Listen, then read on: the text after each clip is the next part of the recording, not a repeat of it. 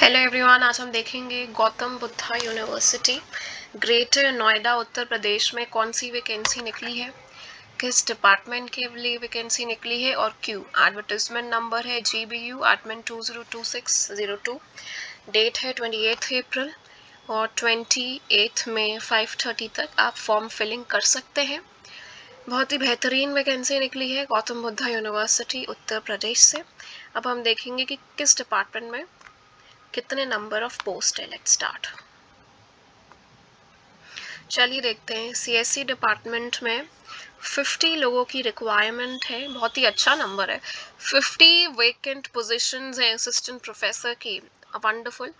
सो जो भी इस डिपार्टमेंट को बिलोंग करते हैं और जो रिक्वायर्ड स्पेशलाइजेशन दी गई है उसके बेसिस के थ्रू आप अप्लाई करके घुस सकते हैं। IT में 17 रिक्वायर्ड है। इलेक्ट्रॉनिक्स कम्युनिकेशन इंजीनियरिंग में 12 की रिक्वायरमेंट है। बायोटेक्नोलॉजी में रिक्वायर्ड फॉर बोथ सेमेस्टर्स है 9 लोगों की रिक्वायरमेंट है। ठीक है, उसके बाद 3-1-1-1 एंड स्पेशलाइजेशन आप देख लीजिएगा, फॉरेंसिक साइंस, न्यूक्लियर मेडिसिन। सो इन सब सब्जेक्ट्स में वैकेंसी निकली है, इन सब पोस्ट में। अब हम और नीचे चलते हैं और देखते हैं। स्कूल ऑफ इंजीनियरिंग में निकली है position architecture and regional planning. 12 vacant post है दोनों सेमेस्टर्स के लिए। रिक्वायर्ड स्पेशलाइजेशन आपके स्क्रीन के सामने है। 4 faculty required for new course in B plan plus M plan and MDS। I think graduate और अंडर ग्रेजुएशन और पोस्ट ग्रेजुएशन के लिए जो रिक्वायर्ड है उसके लिए मेंशन किया गया है। सिविल इंजीनियरिंग में 9 पोस्ट हैं। इलेक्ट्रिकल इंजीनियरिंग में 6, 3 डिवाइडेड। मैकेनिकल इंजीनियरिंग में 6, बिजनेस मैनेजमेंट में 12, लॉ में 1-1-1, लॉ इकोनॉमिक्स पॉलिटिकल साइंस के लिए। उसके बाद अप्लाइड केमिस्ट्री में 8 रिक्वायर्ड है बोथ सेमेस्टर में। इवन सेमेस्टर में 5, अप्लाइड फिजिक्स में 9, इवन सेमेस्टर में 8। आप देखते जाइएगा इवन और सेमेस्टर में क्या रिक्वायरमेंट है। तो बहुत ही अच्छी एक्चुअली पोस्ट निकली है वैकेंसी की। हर जनरली यूनिवर्सिटीज एक पोस्ट निकालते हैं, 2 पोस्ट निकालते हैं, पर इन्होंने 8, 50, 10, 12, 13 निकाले, मतलब काफ़ी अच्छा नंबर निकाला है।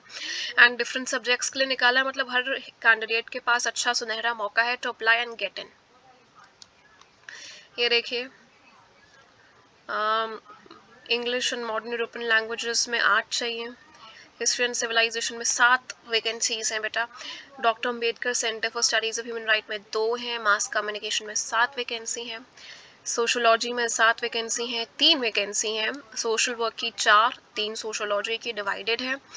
फिर हिंदी में 2 हैं, हिंदी स्टडीज़ और IKS के लिए। इकोनॉमिक प्लानिंग एंड डेवलपमेंट में 6 हैं। इंडियन लैंग्वेज एंड लिटरेचर में 5 है। एजुकेशन ऑफ ट्रेनिंग में 19 है। साइकोलॉजी एंड मेंटल हेल्थ में 5 हैं, 10 हैं, 3 हैं।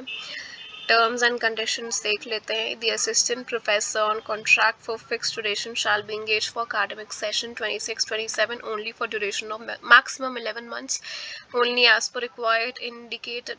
इसमें लिखा है कि जो सेशन है 2026-27 का, उसमें ज़्यादा से ज़्यादा आप 11 मंथ के लिए एंगेज रहोगे। कॉन्ट्रैक्चुअल जॉब है, इवन और सेमेस्टर की मेंशन्ड है। तो टेन्योर आपका सबसे ज़्यादा सिर्फ 11 महीने के लिए हो सकता है। ये इन्होंने साफ साफ मेंशन कर दिया है। मंथली आपकी क्या रिक्रूटमेंट होगी, सॉरी क्या आपकी सैलरी होगी, वो है 57,700 ओनली। आपके पास मैथ होना चाहिए, PhD होना चाहिए ताकि आप शॉर्टलिस्ट हो पाए। एंड ये कॉन्ट्रैक्चुअल जॉब है।